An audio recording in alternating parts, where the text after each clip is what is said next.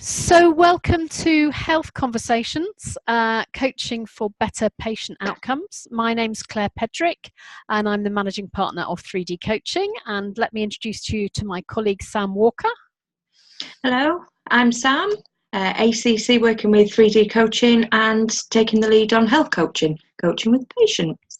Brilliant. So Sam's going to give us a bit of an overview of what she's learning and what she's doing.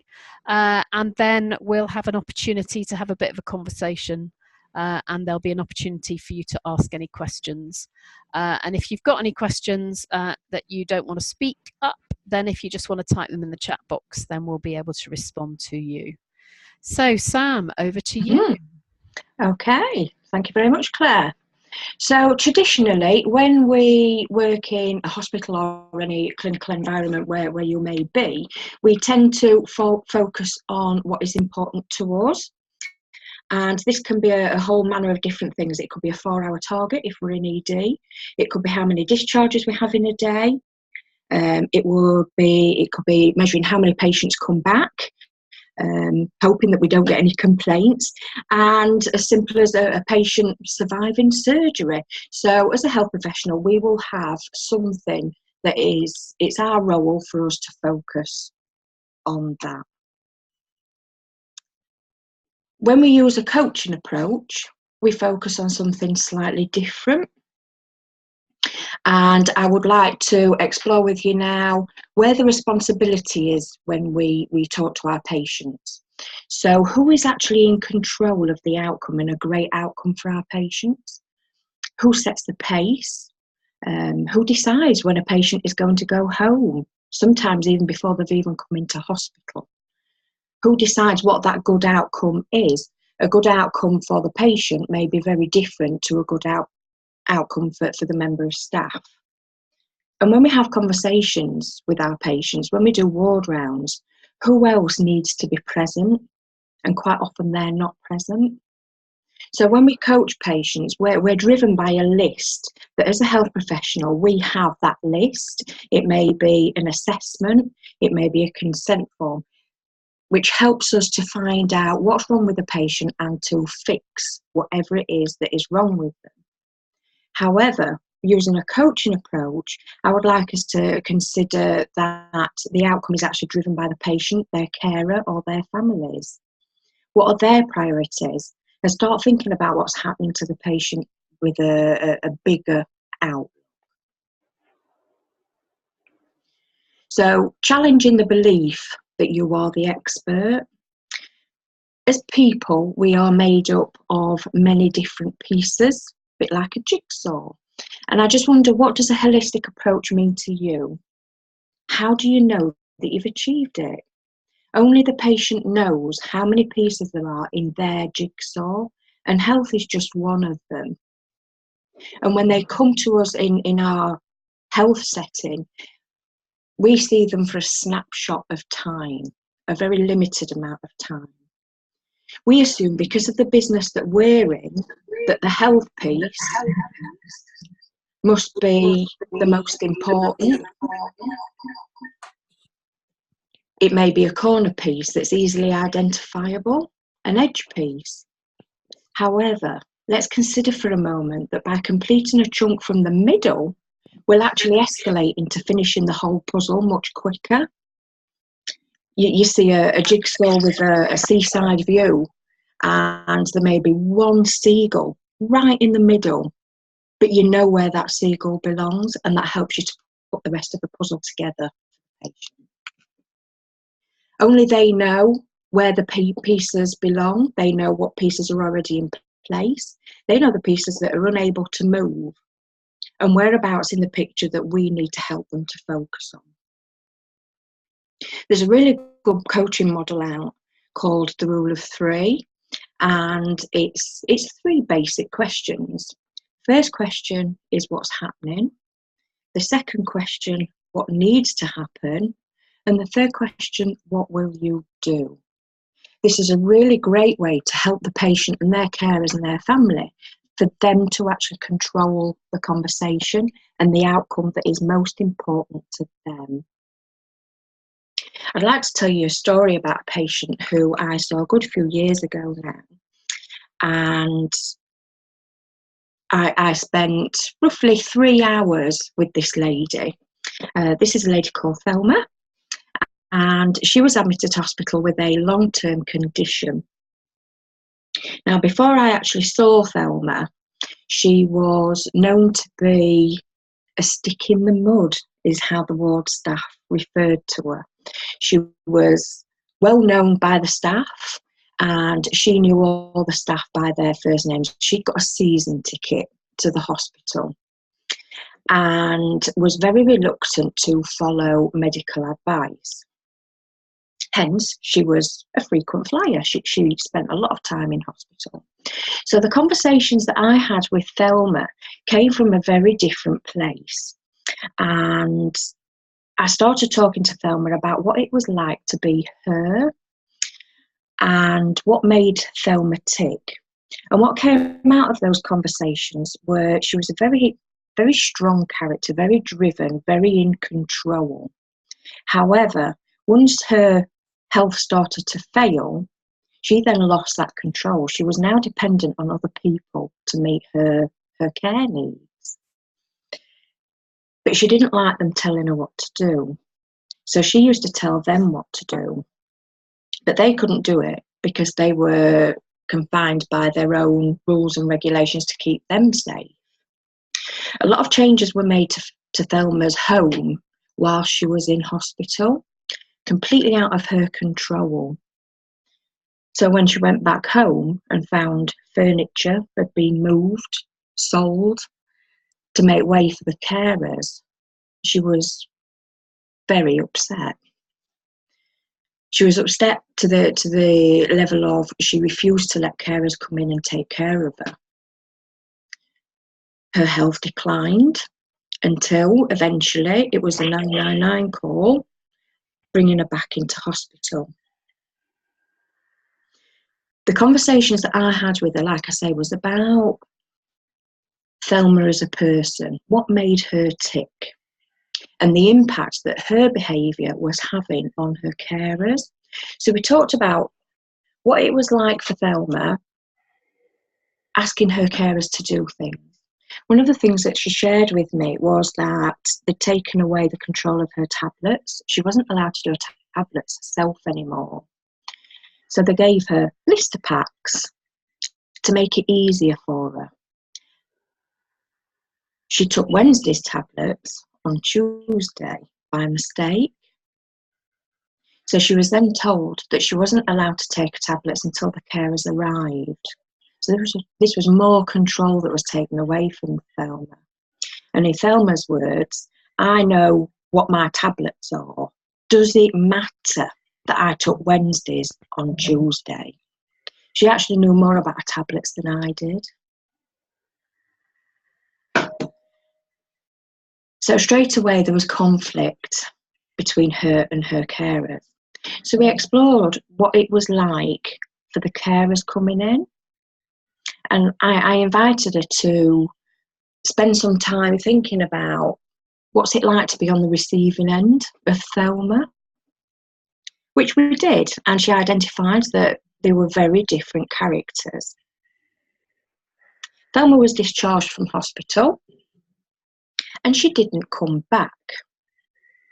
So I gave her a ring at home a couple of months after she'd been discharged and asked the question, Thelma, what's happening? It's great that you're at home. How have you managed it? What are you doing differently?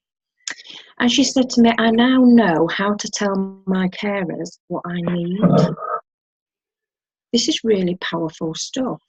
So just by changing the way that Thelma had conversations with her carers, enabled her to stay at home for longer. 18 months passed and Thelma passed away. And even in her end of life care, she didn't come back to hospital. She stayed at home. The ward staff thought that she died much sooner than she had because she'd not been back. They just assumed that Thelma had died. On the screen, you can see the impact that this had on the organisation. So it's almost a byproduct of having a great conversation, a conversation from a different side. It speaks for itself. There are also other patients who I've had conversations with. A diabetic lady, a young lady who was a regular and used to misuse her insulin to get admitted to hospital. And what we did together was to look at her admission history on pen and paper, to actually look at it in black and white, something that she'd never done before. And when I invited her to tell me what she noticed about her admissions, she could see a pattern, and she could see that she was coming into hospital every 6 weeks regularly. I could then ask her, what's happening every 6 weeks? And she told me her story. And the headline of her story was, she needed a break from life. Nothing to do with the diabetes, but she just needed a break from her life. And the way that she could get that, and it was guaranteed, was to misuse her insulin and to get admitted to hospital.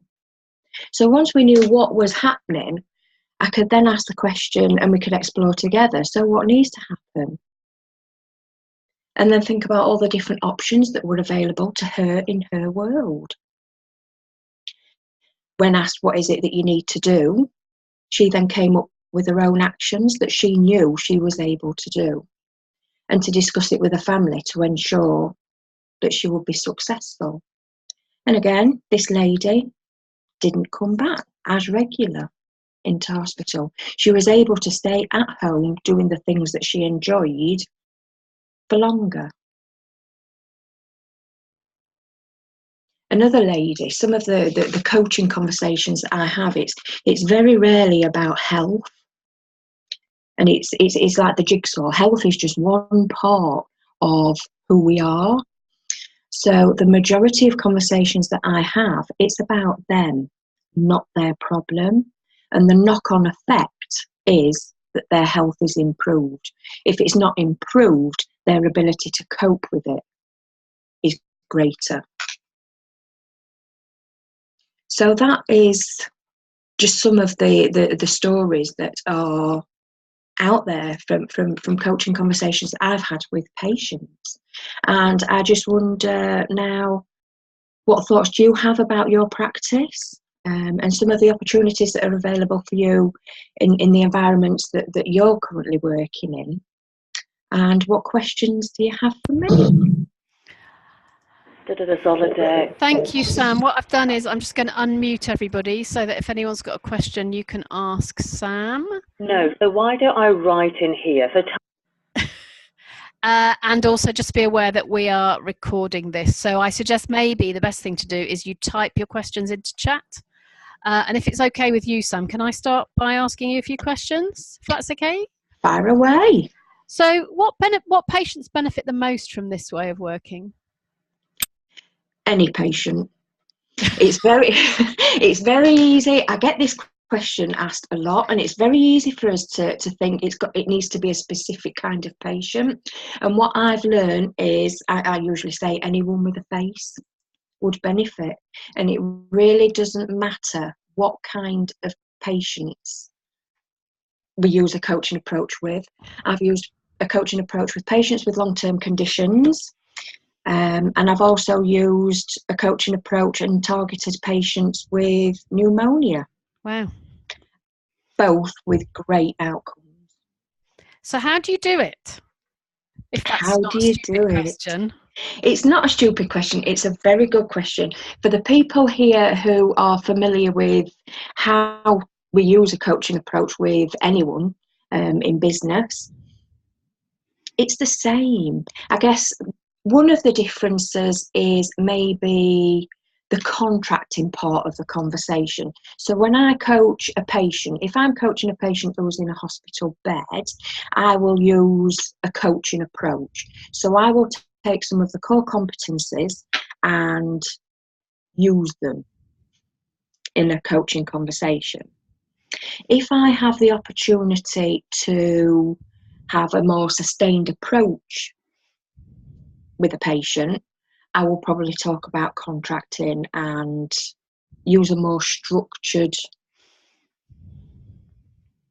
approach to the conversation. Okay. So you do what we do then, which is just Yes. not to start doing the work until you know what you're doing. Yes. Fabulous. So what have been your biggest surprises? Because it's quite an unusual thing to do, isn't it, this? It is, and I think one of the biggest surprises for me is it doesn't matter how old someone is, it doesn't matter what gender, it doesn't matter, it really doesn't matter who they are. Everybody is able of doing some great thinking. I once went to see a patient and a psychologist came with me because she wanted to see what it was all about. So with permission from the patient, she observed. And when we came away, I said to the psychologist, so what do you think? And she said, I can't believe what I've just seen. She said, it's like what I do, but supercharged. She said, and I can't get over how quickly you got to the root and the middle of where you needed to be so that you could then move on. Mm. And this was with a lady, off the top of my head, I want to say she was in her 80s, I want to say 86.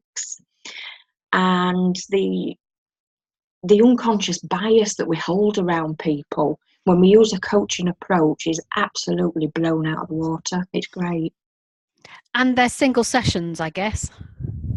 Yes, the majority are single sessions just because of the nature of the beast of being in hospital. Yeah. And by the time I find out that they're in, we're already discharging them. Yeah. So the majority of the patients that I see once. So it's super efficient. Yes. Great. So what do you get out of it, Sam?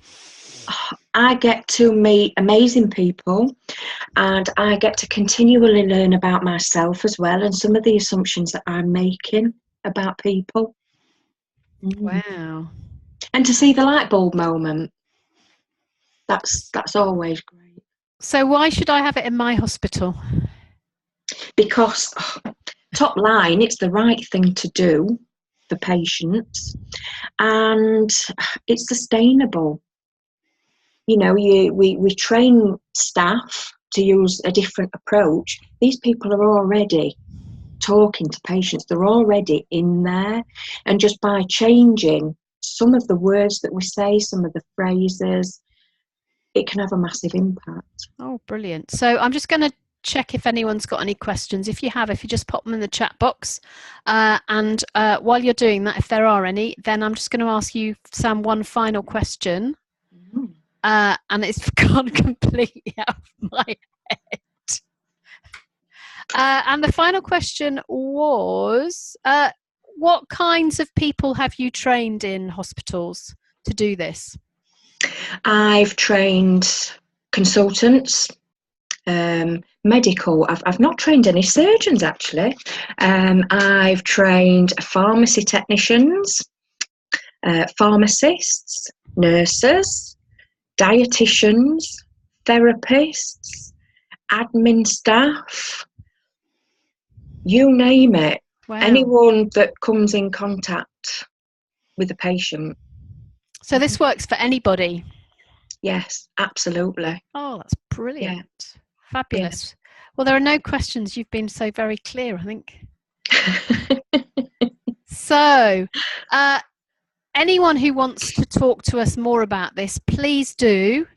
So talk to us about the bite-sized training that Sam runs, which is just some very simple things that people can do to change the conversations they have with patients. If you are a trained coach or anyone that you know is a trained coach and wants just to tweak it for health coaching training, contact us to talk about health coaching training for people who already know about coaching. And if this is the beginning of your journey and you want to get the basics around coaching training in, then talk to us about Transforming Conversations, which is a really cracking start if you want to take coaching really robustly into everything that you do in your work, or indeed if you want to become a trained coach. And if you just want a little bite-sized tiny bits of information, if you go to the website to New Ideas at www.3dcoaching.com, you can sign up to get ideas, and every so often Sam will write a great piece on health coaching. So if you want to talk about anything, give us a ring on 01462 483 798. So Sam, thank you so much for what you've brought to us today. Thank you. And everybody, thank you very much for coming. So just give us a ring if you've got any questions. I'll be in the office for the next 40 minutes if your question is urgent or important, or you just want to ask it right now, or send us an email, info@3dcoaching.com, or give us a ring in the next few days or weeks.